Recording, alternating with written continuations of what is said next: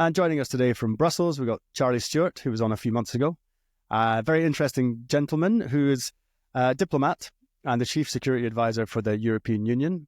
So Charlie, how are you? Very well, Nicol. Thank you so much for having me on again. Great privilege. That's great. I've been meaning to talk to you for a while because I see you're very interested in your military history, and you go and do these walks, these cool walks in these various countries that most people wouldn't go to. Let's face it, it's not many people want to go to the stands, the Kyrgyzstans and the Kazakhstans and all that, but you have, and it's an interesting thing. So we're going to talk about the Great Game, which was in the Victorian period, which was basically the European powers and Russia all fighting over, well, basically India, trying to get the riches and wealth from that country, I suppose you could say. So, but first, you know what I'd like, because you're a diplomat, and what I was really wanted to ask you first off was, having seen that confrontation between Zelensky and Trump in the Oval Office, last week or whatever it was, a couple of weeks ago, what did you make of it? As a diplomat, very undiplomatic. Yeah, I had to laugh. I watched that a couple of times because I just couldn't believe what I was seeing. And when the camera cut away to the Ukrainian ambassador, with her face in her hand, she's thinking, "What the hell? This is all going really badly wrong." So, what's your take on it? What do you think? There's lots of debate about whether it was contrived, whether it was accidental. I suppose as a diplomat, I would be wondering why, for instance, he didn't have an interpreter with him.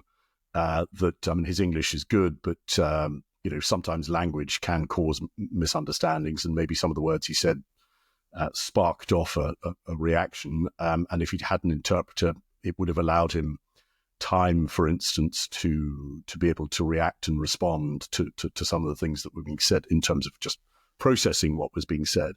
As to the substance, again, I think it was in a way what it's done is, if there had been any concerns about Zelensky's leadership in Ukraine and debates about his popularity falling, whether that's true or not, certainly what it seems to have done is successfully solidified his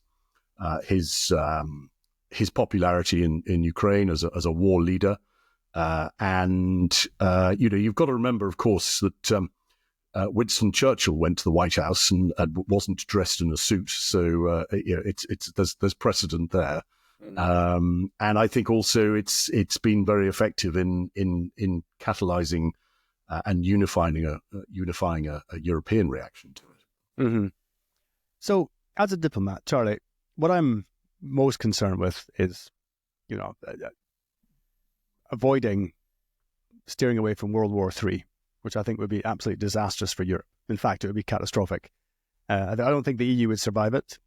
I had a very interesting conversation with an AI program, Grok, the other day about that subject. And these AI things are, you can have I went to ask a question, and I was there for probably an hour and a half going back and forth with this artificial intelligence. It was almost agreeing with what I was saying, which I thought I was expecting not to be agreed with. But why is it, Charlie, over the past 3 years now, 3 years plus, why hasn't there been any European leader, apart from one, who's even talked about peace with Russia and agreeing a settlement and sorting it out? Because there's nothing been done. Well, it's an interesting question because, of course, it goes back to really the heart of what you said at the beginning and what we were going to talk about, which is the Great Game. And there's always this theory and notion that Russia as a sovereign nation fears encirclement, and that all of Russian policy is very much about how do you react and respond to that to prevent yourself being encircled. And the Russian reaction and response to the expansion of NATO has fed into this or pricked this fundamental fear and concern of which is very much part of the DNA. And if you look at, this dates back to the Muscovite fear of the Mongol hordes pouring into from the east, and so national strategy has always been about trying to mitigate that concern. That's one side of it, and of course then there's the very sort of what would be seen as aggressive policies of the Soviet Union during the 30s, 40s, 50s, and up until the end of the Cold War. The balance of power, and this is, I think, is the key bit to all of this, is this is very much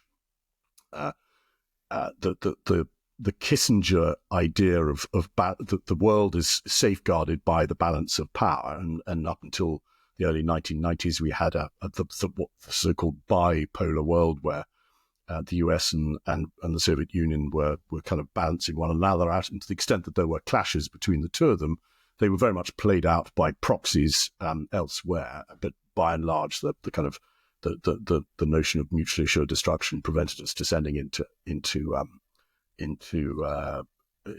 nuclear conflict. Now, of course, then with the collapse of the Soviet Union, we then see America emerge as the monopolar power, the world's policeman.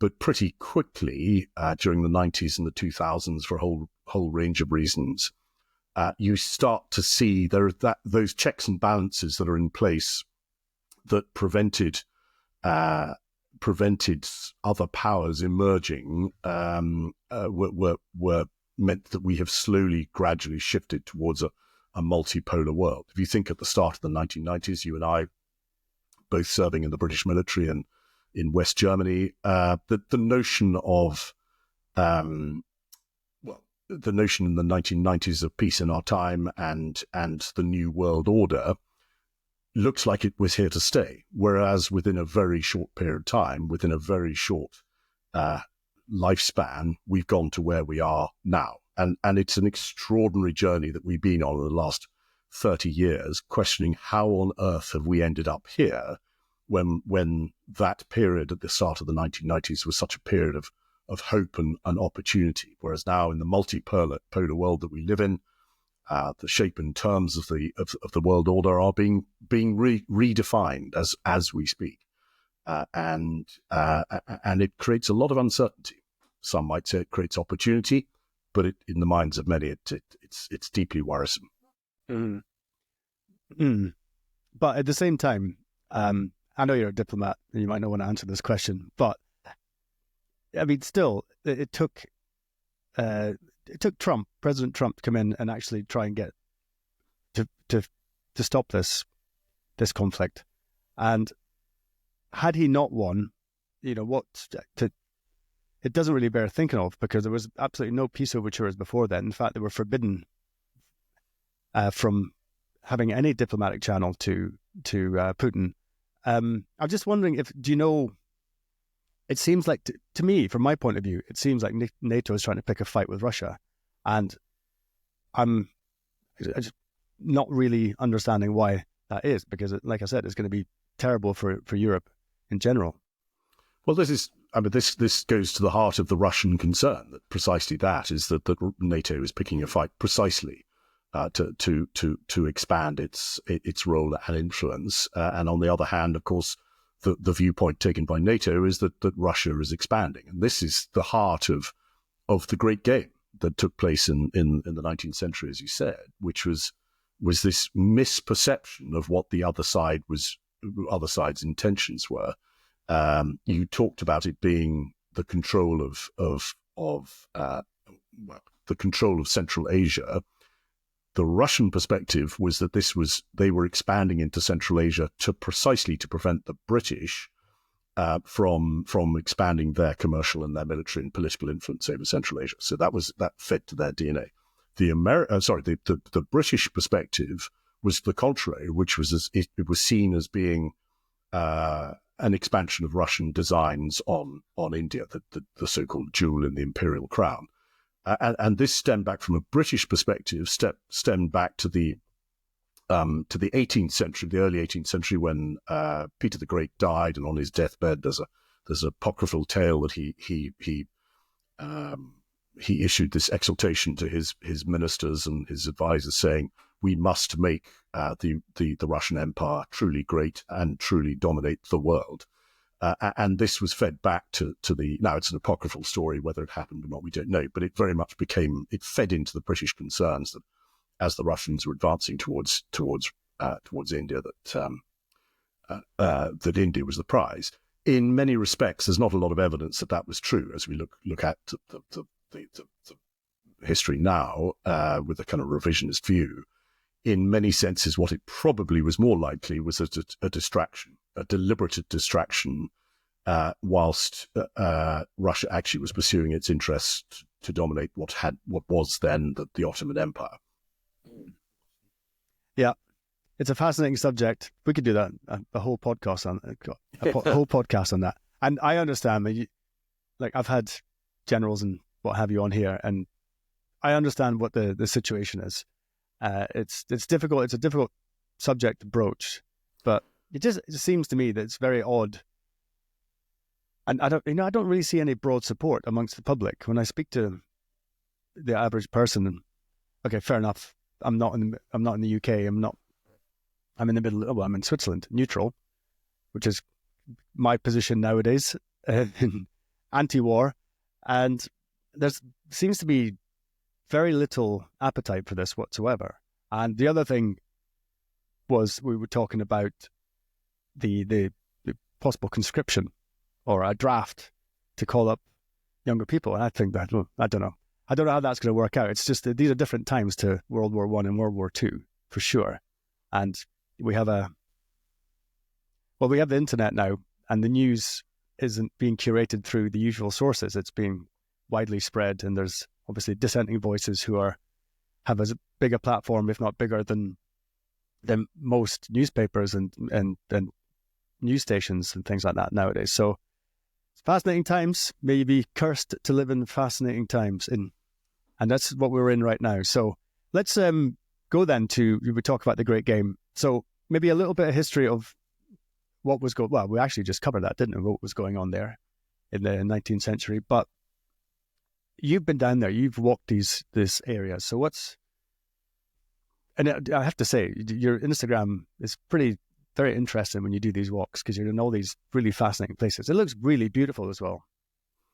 It is very beautiful. Of course, the area we're talking about sits astride the ancient Silk Road that takes in the ancient cities of places like Khiva, Merv, Tashkent, Samarkand, Dushanbe, all these very exotic sounding places. I have to confess, on that particular one, my wife and I have these we have this weird thing where for our birthday presents, we don't give each other gifts, but we give each other experiences.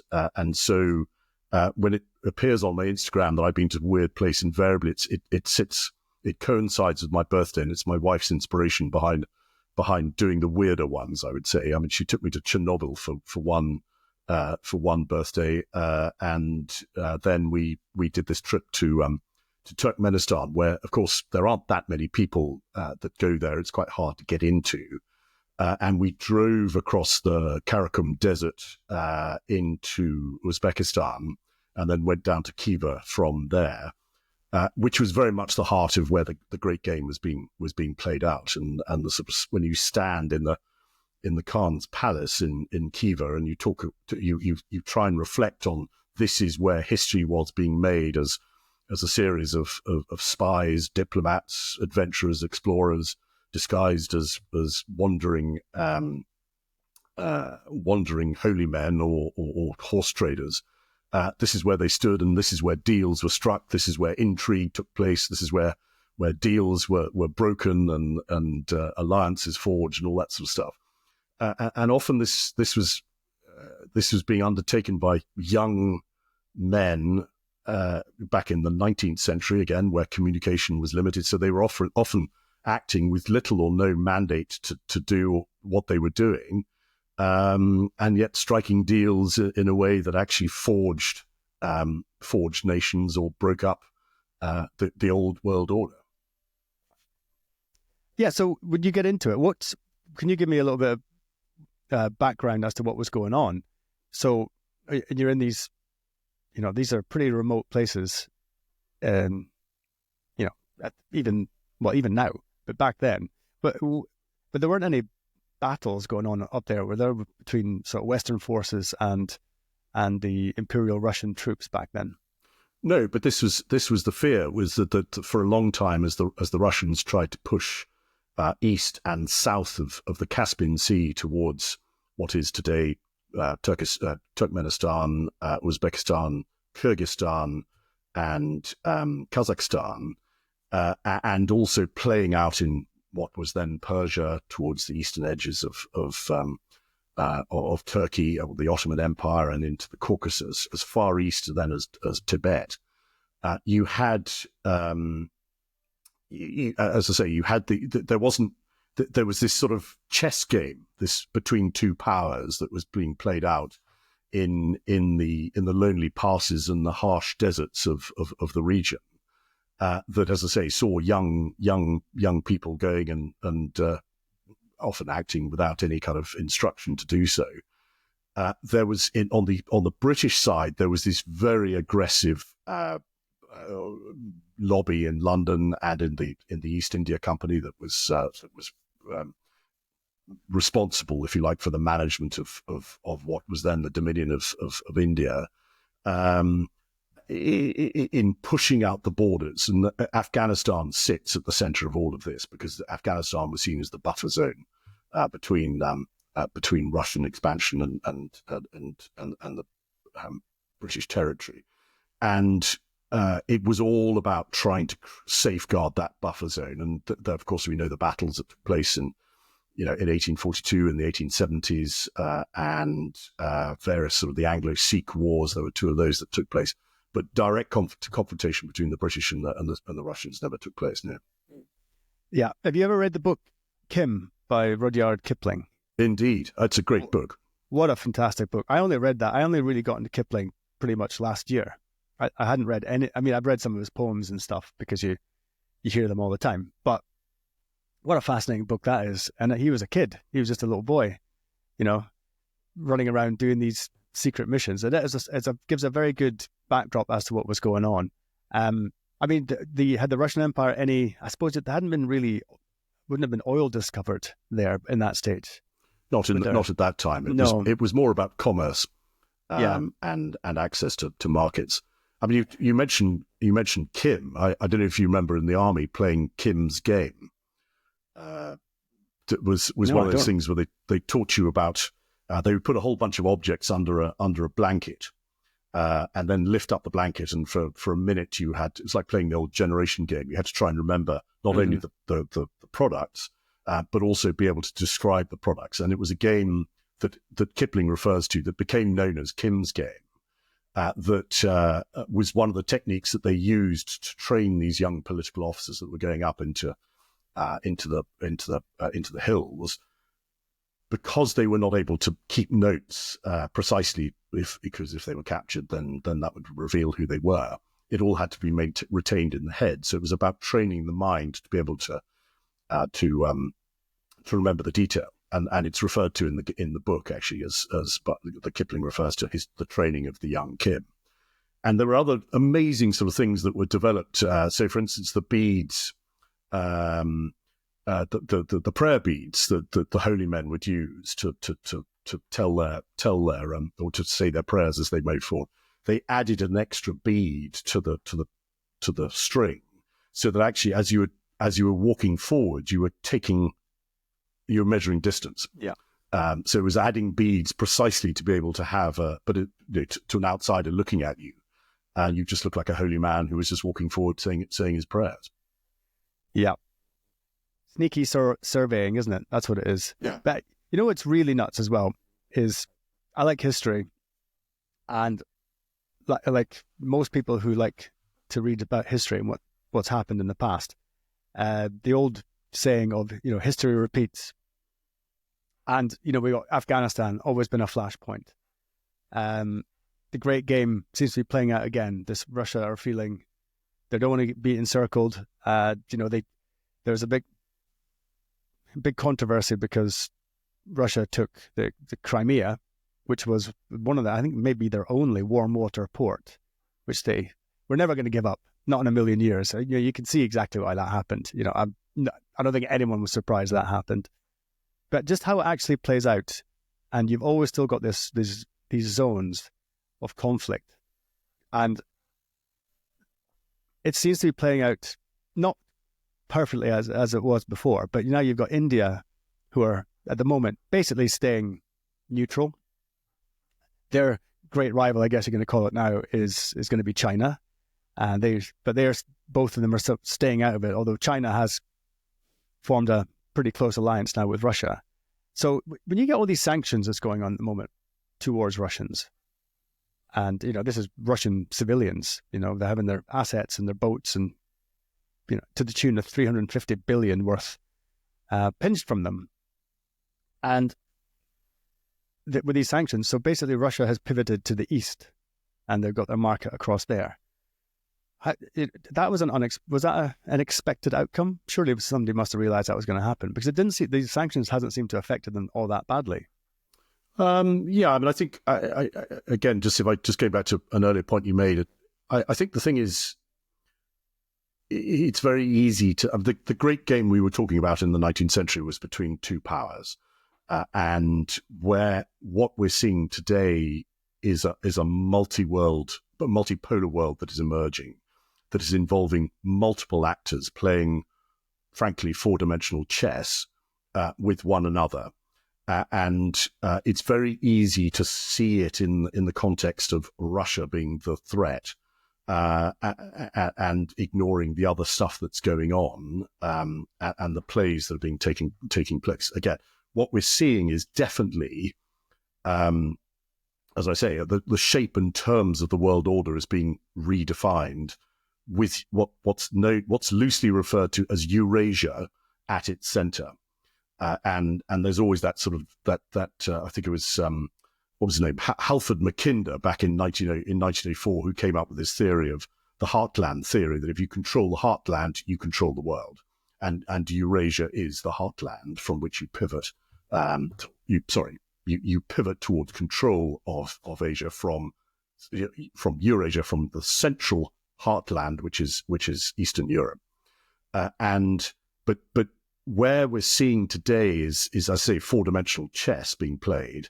Is China, like Russia, is very concerned about a number of things. They're concerned about in the Central Asian context, so the access to critical raw materials, the control of the pipeline network that exists. It's so critical. Russia is concerned about demographics. It's an aging population. Economically, it's not very sound, and it's lost its marketplace in Europe. So inevitably, the only way it was going to get any kind of revenue was by pivoting eastwards. That satisfies the Chinese need to just take what they can from wherever. The pipelines from Iran, the pipelines from Iraq, the pipelines from Pakistan, all now feed towards China. So in many respects, what is the new great game is being played out between the United States replacing Great Britain of old, and China replacing Russia. Now, Russia is subsidiary to this. Russia has its concerns. Again, it fears Chinese expansion. It fears the expansion it fears the expansion of Islamic fundamentalism, and the destabilizing effect that will have on places like Chechnya, Dagestan, Ingushetia in the Caucasus. It has a real concern about Afghanistan and the opium trade, and the destabilizing effect that will have on society. So all of this has to be seen through the lens of protecting interests, expanding spheres of influence. China is worried about American hegemony in the Western Pacific and also in Southeast Asia. So it is the whole Belt and Roads initiative that China put in place sort of 20, 30 years ago was about breaking out of how it perceived the containment by the Americans.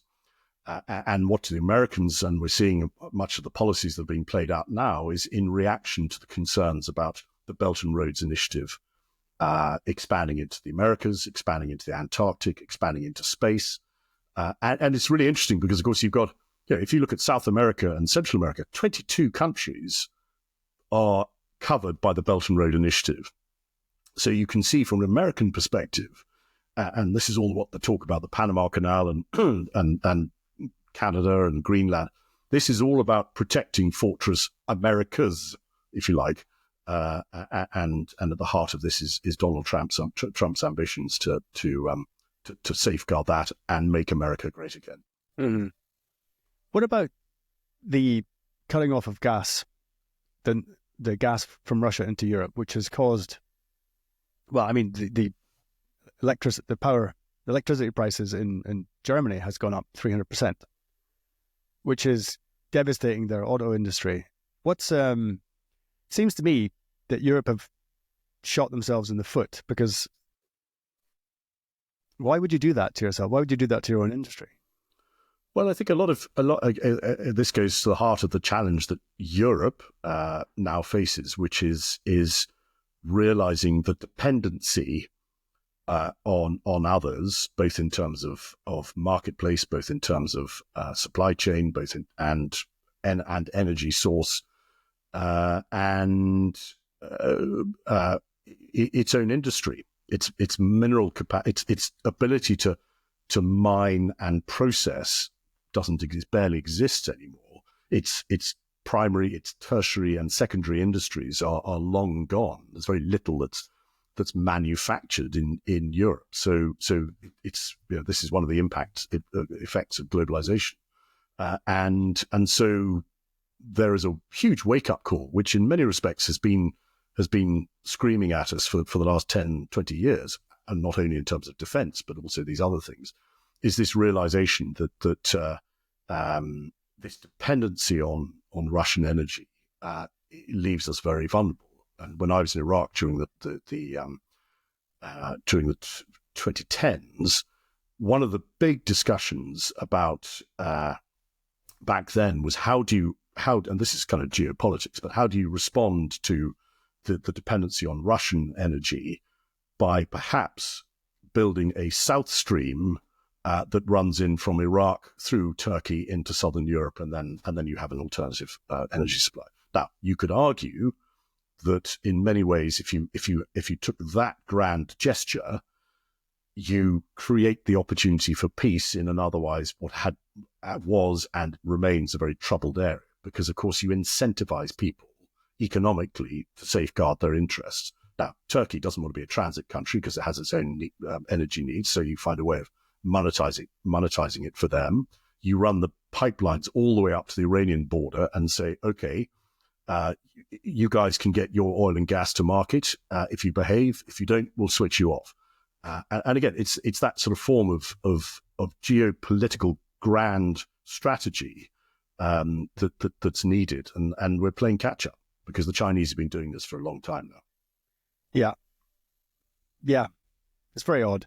And talking about history repeating itself, one thing that really concerns me is you have, well, Napoleon tried it, and Nazi Germany, they tried it to invade Russia. And, they have that saying, the step doesn't bend, the step being the plane, which is, well, what Napoleon went in there with 650,000 troops and came back with 50,000. And what are the lessons to be learned from there, Charlie?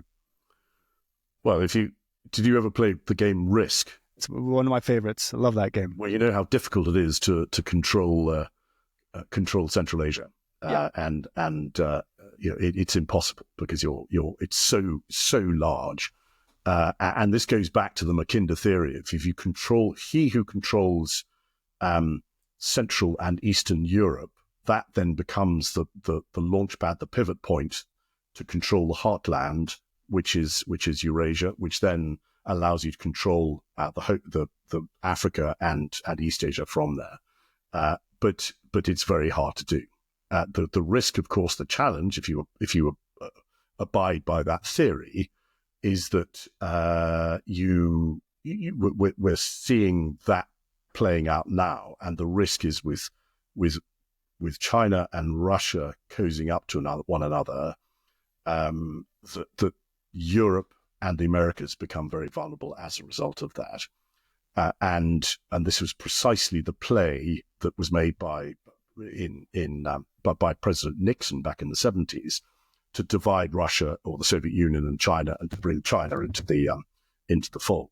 In some respects now, you could argue this is what Trump is trying to do as well. Whether it's realistic or achievable is another debate. But President Trump is trying to decouple Russia from China because he knows it's weak.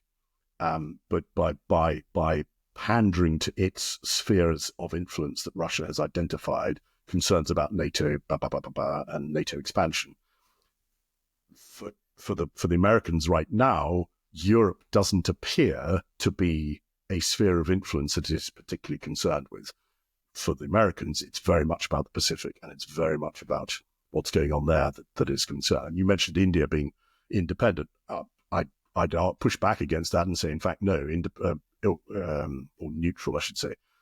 India is very much recognizing the growing threat that's being posed by China to its ambitions, and the formation of the Quad between India, Japan, Australia, and the United States, again, to have that sort of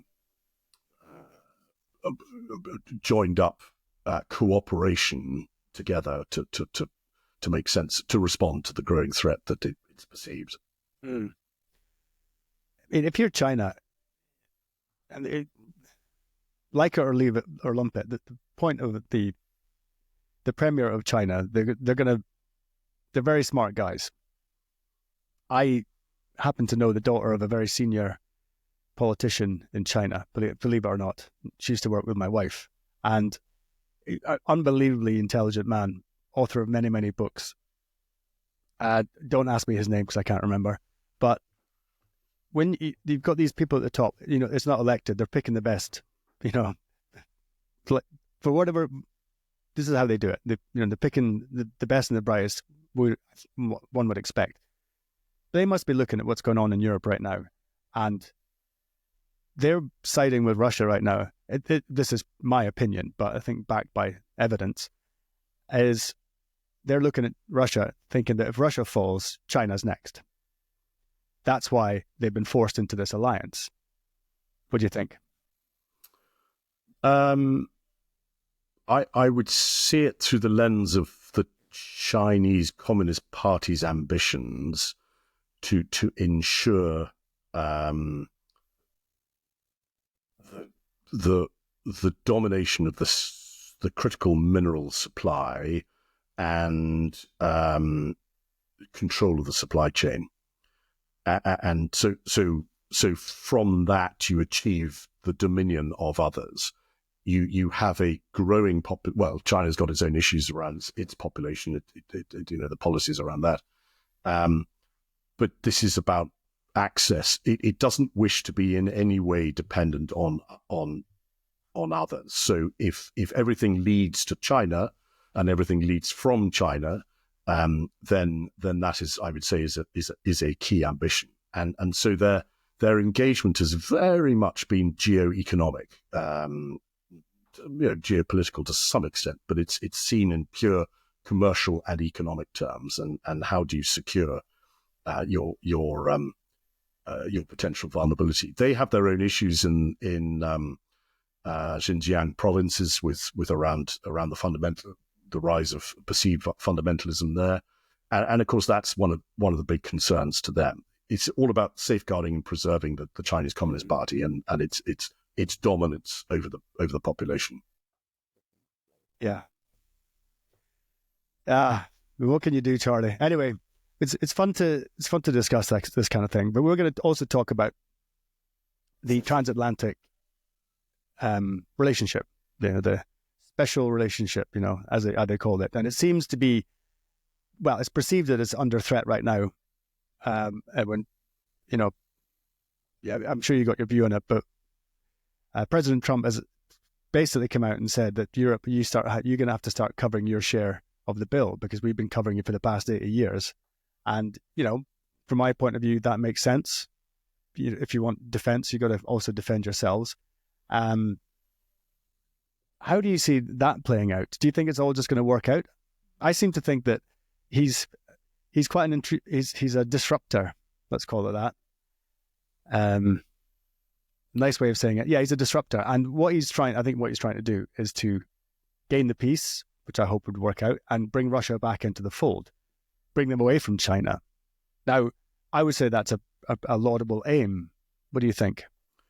Well, it's a laudable aim, of course. I mean, who doesn't want peace? I mean, that's the nature of what we are. What is worrying, however, is the second and third order consequences of those aims and how you execute those aims, and if you see it through the lens of just purely being transactional, often deals have collateral damage, and significant collateral damage, and the danger. This is one of the things I've always maintained about Brexit, for instance, is that if you break up the European Union as a result of the UK coming out of Europe, if that then sets in motion a kind of domino effect, which for a time there were a number of other countries that were being considered, or were considering possibly breaking away. You remember Greece, Grexit, and Frexit as well, for the French. If that sets in motion the breaking up of the very organisation, and I include NATO in this, but the very organisation that has presided over the most sustained period of peace since, in global terms, since 1945, and sets in motion this sort of very transactional approach to the world. So you have conflict, you have competition, you have cooperation, you have integration, disintegration is being played out with regards to the rules-based order that has existed since 1945, that is undermining multilateralism, is being played out against the impact on collective security, on trade, on supply chain, on supply security, on energy, connectivity, artificial intelligence. All of this is sort of tech, commercialism, all being played out in an age of digital capitalism. So all of this it creates enormous uncertainty for the markets. Now, some would say within that there are opportunities. Of course, there are opportunities. And if you achieve peace, let's not forget Harold Macmillan, not Harold Macmillan, sorry, he was I'm having Chamberlain. a break. Chamberlain, sorry. Yeah. Chamberlain believed peace in our time in Munich, and I have in my hand a piece of paper. And we know what happened after that. So you have to be very careful about the kind of short-term ambition of just securing a ceasefire, which is what we have now. But what are the consequences of that? And what's the price that has to be borne? If you look at it being a balanced peace, fine. But if the net effect of that is subjugation, that's not sensible or wise either, because it creates the next generation of problems. What do you mean by subjugation? Who in particular are you referring to? Well, if you think that if the net effect of all of this is that Ukraine is obliged to sign mineral deals, it's obliged to give away half of its sovereign wealth, it's obliged to succumb, it doesn't get the security guarantees it wants and needs. It gives away territory with no guarantee that actually the peace treaty will be kept, because as soon as Russia's then able to rearm and sort itself out, that it won't just do it again, but it'll learn the lessons from the past. So there's a risk that you end up with the peoples of Central and Eastern Europe being once more subjugated by ambition, because it's considered to be a sphere of influence. Yeah, I thought.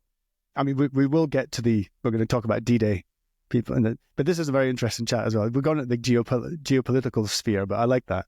That in the modern age, that in the past, a lot of these wars that we were talking about before were about land, taking land, because land was wealth. Now, Germany, Japan showed that you didn't necessarily have to be rich in resources. It was based on your human capital, that your workforce effectively, and they showed that you didn't necessarily need it. So there was a bit of a rethink, and the taking of land is basically a bit of a pain in the arse to govern, to keep everyone happy, and and as we know from history, is that these empires always, they rise and then they fall. So there's always that going to happen.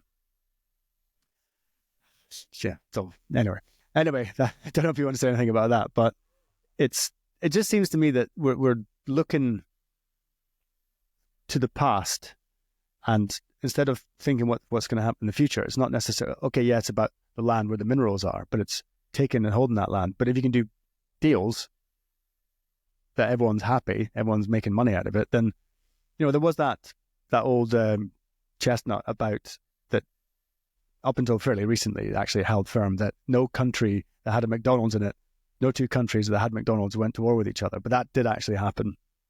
But when you've got trade and free trade, then peace generally follows, as you said, from 1945, once we took down the barriers, and everything seemed to be pretty good. Yeah, I mean, as I say, the European Union was forged out of the desire to control the two raw materials that were seen as contributing to war, which was coal and iron, and the steel industry that flowed from that. So this was about pragmatism that was recognised that it was needed to prevent war ever happening again. But so often, again, human nature being what it is about domination, in some respects, is about domination, is about control, it's about influence. And it's the means you use to secure that domination that is often so damaging. So I think, going back to your earlier point, or one of the earlier points you made, was, we're living in a time where the risk of warfare has gone up. So every effort should be made now to mitigate that risk. One of the key elements of mitigation in the past was always deterrence, and deterrence is about having the means and the political will and the societal resilience to be able to rise to the occasion if needs be. Whether you do or not is another matter. Mm-hmm. But it's that maintaining the impression that you have the will to do so if needs be. The question now, of course, is are we at that point, and how effective is our deterrence posture? And so, could we prevent someone suitably emboldened by everything that's going on at the moment to strike elsewhere? Now, there's a lot of discussion about whether Russia could, that's another debate. But it comes down more to, rather than fixate on and the risk is that, I mean, this is my personal view. The risk is that if you invest heavily in military equipment, I think there was a phrase I read the other day. It's a bit like buying the most high tech equipment for an operating theatre in a hospital, but you ignore. You don't buy beds, or you're not paying with the kind of the outpatient stuff. And that's one of the consequences we see, for instance, in the surrender of soft power in places like Africa, which is what I'm looking at, is the net consequences of a decision to cut development cooperation in Africa. Now, you can have all sorts of discussions about the utility and value of all of that, but nevertheless, there are some soft power elements to that, which buy you access to your partners, through which you can then have a conversation about trade and investment. And I think the key to all of this is prosperity. Everybody wants prosperity. How can you configure a relationship where it's a win-win for everyone, so that trade and investment flows back and forth, and everybody succeeds. the risk, of course, is that once again we're seeing East and West facing one another on the international stage, but the price that's paid is by the smaller nations that are impacted by the tectonic plates shifting. Yeah, no, that makes perfect sense. Yeah, it's a messy business. It's a messy business, and it always will be. Anyway, we're going to get around. Let's go to pivot to 1944. Yes, D-Day coming up, actually, the anniversary in 8 days, as it happens. No, sorry. That's last year was the 80th. Yes, that's right. Sorry, in June. Yeah. I'm talking June. I'm thinking of the March equinox. Anyway, So what do you want to talk about that? I'm very interested to hear about this. Well, it's I mean, pivoting away from the conversation, I think it's the experience of D-Day and the liberation of Europe from the Nazi yoke, or at the start of that process. D-Day is often seen as the inflection point where the world changed. I mean, there are lots of inflection points throughout the period of the Second World War, but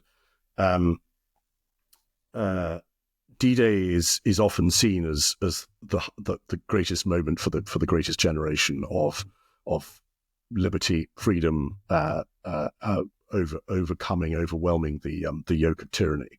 And it's that generation that had survived the Great Depression in the 1930s, that had steel within their souls and their spirits, that stormed the beaches on the 6th of June 1944, and then fought their way all the way across to Europe to the eventual surrender in May 1945. Now, my interest, I live in Brussels, so much of what happened is directly on our doorstep. And I don't know about you. I mean, I remember when I was stationed in what was then West Germany, I didn't take advantage of everything that was on my doorstep. And I often found ways to get back to the UK, either by plane, train, or car. So I kind of bitterly regret not taking advantage of the surroundings of the neighbourhood. So now, living in Brussels, I have the Battle of Waterloo. It was 3 miles down the road. My regiment fought in Waterloo. We have Dunkirk up the road. We have all the First World War battlefields. And this is not to glorify warfare, nor is it about being a sort of war tourist or whatever the phrase is.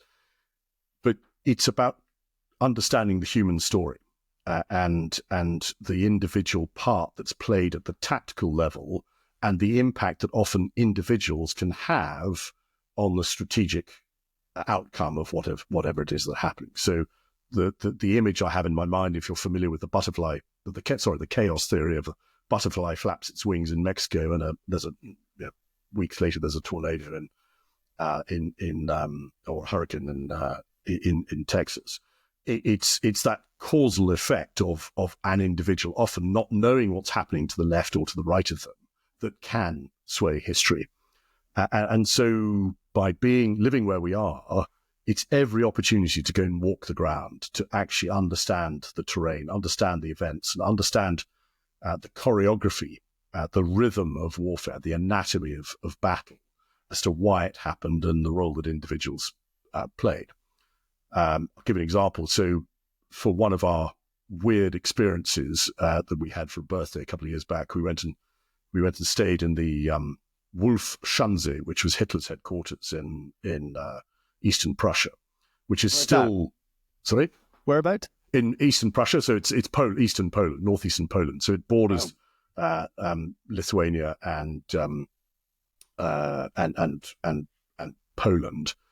And it's now turned into a hotel where you can, no one goes there, no one knows about it. It's the place, of course, where the assassination attempt took place against Hitler in July 1944. I have a particular interest in that because one of my chaps I was at school with, his grandfather had been Klaus von Stauffenberg, who'd planted the bomb to kill Hitler. So you felt, this is a young man who the hand of history is on his shoulder. And so when you stand there and you can actually stand on the spot where that event took place. You can look at the surroundings in the forest of all of these crumbling buildings that thankfully nature is consuming. But you have a sense that this is where the butterfly first flapped its wings, and that from there, all those events that took place across Europe were as a result of decisions taken by a few madmen in the forests of Eastern Prussia. What's what year was that when the assassination attempt was? Was it early on? July 44. I mean, he survived. Okay. In fact, there were a number of assassination attempts, and he survived.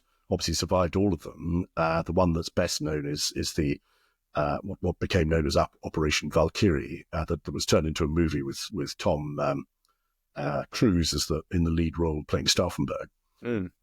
Lots of debate, of course, as to what would have happened if it had been successful, and what his Stauffenberg's personal ideologies were, and what his motivating factors were, and what would have emerged as a result of that is another question for another time. But it's just a fascinating debate of what would have been if perhaps it had been successful. But it's, as I say, it's just when you stand on the spot, you have this sense of that this is where the butterfly flapped its wings, and so everything that then flows from there is if you like, each vignette you encounter is one flap of the butterfly's wing, and so that creates this interest in the story. You drill down beyond just knowing the kind of the facts themselves as to what the hell was going on when this actually happened. So we were talking about D-Day just before we came on, and the transatlantic relation that we had with the Brits, especially because the staging post was southeast England, right? So, and then we were from D-Day up until the end of the war, and in fact still going on, because I don't think our British, there's still some British forces in Germany, but Germany was effectively separated by a line dividing north and south, and the Americans were in the south and we were up in the north. And that's where I was based, and probably where you were based too. So it's interesting. We had a situation which has been, there's obviously a big tie between the two countries, but what, you talk about the golden generation, the greatest generation. I think what we've got now, again, this is just my opinion, is you had people who were tough, who'd survived, probably born in World War I, during World War I or just after, and then you had the Great Depression, which it was worldwide. People who are resilient, and we talk about resilience a lot nowadays, but this is real resilience. I don't think we really have that now. Do you think it's still a possibility that the relationship has just faded away just by lack of, iron sharpens iron, as they say, but it's been a little bit too easy for the past 80 years. Yes, there's a sense always of the British, I think, have a slightly more romanticized notion of the special relationship than, say, necessarily the Americans do. And that's something that Winston Churchill very much was keen to enshrine post 1945. Of course, he's Churchill, half American. Sorry? He's half American. Yes, that's right. And one of the things, of course, that people often forget is that Churchill was a great European. He talked about the United States of Europe, of being recognizing the role that America would play and indeed as a counterbalance to the Soviet Union as well. His recognition was until America materially entered the war from 1942 onwards, Britain had been going it alone. There'd been sort of nice overtures between Churchill and Roosevelt, but there's that, as you track the kind of various peace treaties that were taking place and the summits that were taking place between the three great leaders of Churchill, Stalin, and Roosevelt, and then Truman towards the end of the war, you feel this inevitable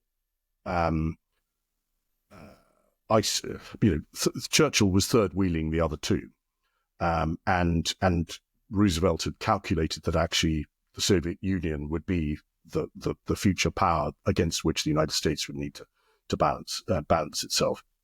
That the British Empire was on the wane. Financially, the United Kingdom, Great Britain, was not in the position it had once been at the start of the century. So Churchill, it's the question as to whether it's been a balanced relationship and partnership between the United States and Great Britain is always open for debate.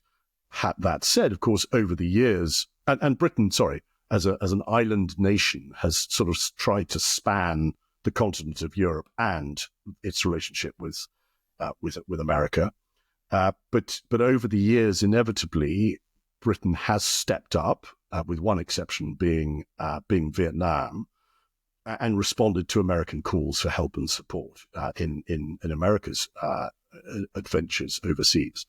And so there is a slight sense in some of the language that's being used now of, hang on, we've always stepped up to help you when you wanted to us, when it suited America to bring in its partners.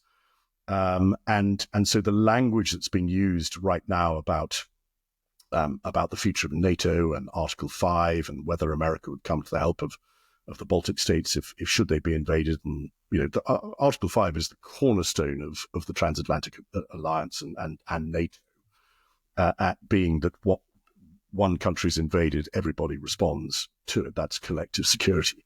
That's only ever been invoked once, and that was in Afghanistan.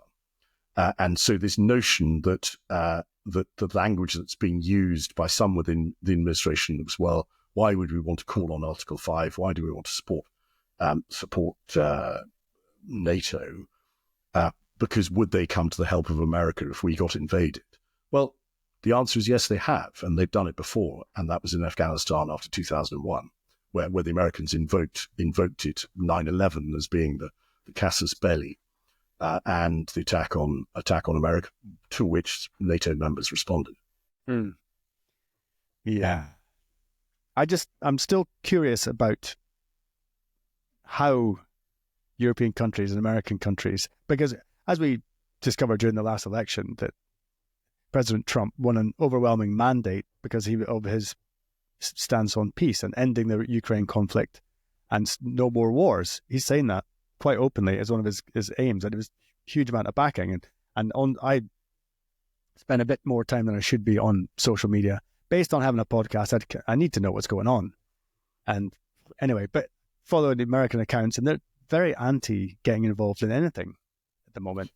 I mean, that's the sort of that was very much the isolationist America first policies of the turn of the 20th century, and the objection to getting drawn into the First World War when Woodrow Wilson was the president, and then again with during the Second World War, and to the extent that America was considering getting drawn in, it certainly wasn't to help Europe. It was to protect its interests in Southeast Asia.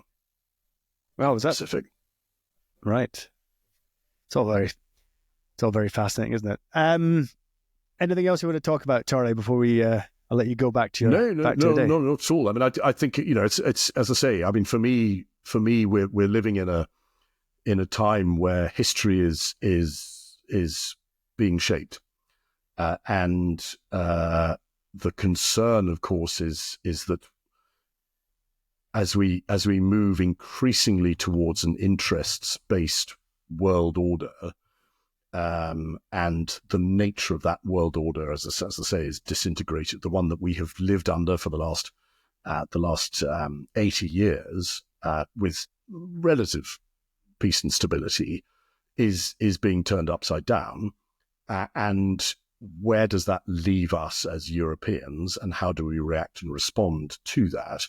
And what I always say to people is if you imagine it's like a bird flying above the desert, the higher you fly, the more you can see the way the sands are shifting. But when you're on the ground, you have absolutely no sense of what's going on. It's just you're caught up in that maelstrom. And the risk is our ability to fly high and right now and understand truthfully what's happening and make sense of it is really hard. And events are almost happening faster than our ability to make decisions. And you'll remember the that famous old thing in the military about the OODA loop, the decision making cycle. That actually, if you can, your OODA loop, your decision making cycle of observe, orientate, decide, and act. If your cycle is faster than your opponent's, if you can make decisions faster than they're able to, actually you will prevail over them. The risk for us at the moment is with very heavy bureaucracies. The decision-making cycle is slow. So how do you react and respond in a way that can help you influence and control the outcome rather than just simply reacting? All right, Charlie, hot seat time. How does this all play out? What's your 5-year view? I wish I could gaze into the crystal ball. My sincere hope is that that we will that some sense will come out of this. That we will make sense of that. Europe will be able to come up itself with a solution for more to reduce much of its dependencies. That we can look at who our new partners are and engage with our partners on equal terms. Of course, I don't wish any possibility of instability or conflict. That doesn't make sense. But my worry is that we're in for a bumpy ride, and the question is whether we're ready for it. Oh, one final thing. Now, this is a pretty hot topic when it comes to it. It's this: what's happened in the elections in Romania, which Romania, being an EU country, has been pressured by the EU to kick out the front runner for president of Romania. How does that, when we talk about, we hear a lot about the politicians in Europe talking about this is a fight for democracy or democratic partners in Ukraine against autarky, whatever you want to call it, dictatorship of Putin, although he's been elected, they're having elections there anyway. I mean, who knows what's going on with those elections? But how do you reconcile, Charlie? How do you reconcile someone being kicked out of an election? Like what happened to Trump? They tried to do that with the lawfare there. Now a similar sort of thing has happened in Europe. Well, I think at the end of the day, I think there's a confusion today between free speech and free reach. And it's a very important distinction to make. That people just assume that I can say what I want using whatever means I that are available to me, that constitutes free speech. And the ability to communicate your perceptions, whatever they may be, or however ill-informed or informed they are, it's free speech is should be a way for healthy debate, not just simply the communication of anger and hatred, because that's destabilizing. There's a risky path you go down on that. Ever the diplomat, Charlie? Ever the diplomat?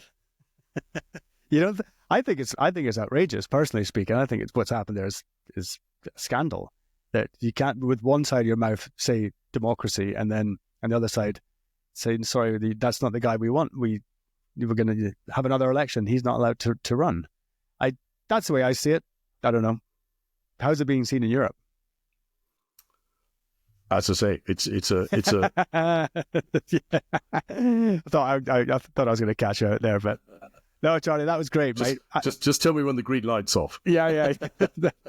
I'll keep it running. Keep it running. Get you on a hot mic. No, I understand, Charlie. I'm not daft. I was just having a bit of a laugh there with you. But fun, great to get your input on what's going on here, and it's really good to have you on again and to sit down and talk about such things. It's a rare occurrence that I get to sit and talk to a man like yourself, and I really enjoy it. It's fun to sit down and have good, honest conversations. Thank you very much. And as I say, for me, this is about, as I say, my interest in history is, as you said, history repeats itself. History loves a rhyme, I think is the phrase. And we are certainly understanding our past, understanding what happened and why it happened, and what led to it happening. Certainly can help us guide ourselves through the rocky patches to come. Is what I would say. Perfect. That was great. Charlie, thanks very much for coming on. And thanks, as a regular guest, when anything interesting comes up, we'll just get you in to get your diplomatic view. Well, okay, thank Pouring the oil on the waters. That was great. All right, pal. Thanks so much. Take care, and thanks for listening. Bye-bye. It's a pleasure.